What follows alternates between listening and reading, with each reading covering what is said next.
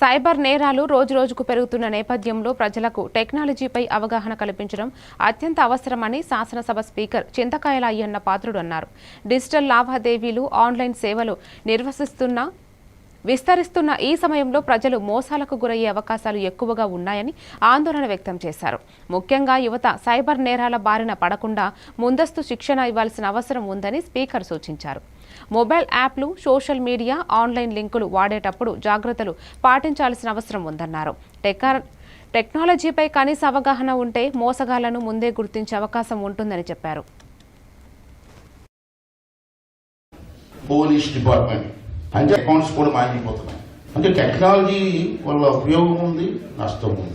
ఈ రెండు రాష్ట్రాలకి ఫస్ట్ టైం ఈ కార్యక్రమాన్ని ప్రారంభించినటువంటి మీ పెద్దలకి, దానికి సపోర్ట్ చేసినటువంటి కేవీ రావు గారికి మనస్ఫూర్తిగా ధన్యవాదాలు చెప్పాల్సిన అవసరం కూడా ఉందని చెప్పి ఈ సందర్భంగా చేస్తున్నాను.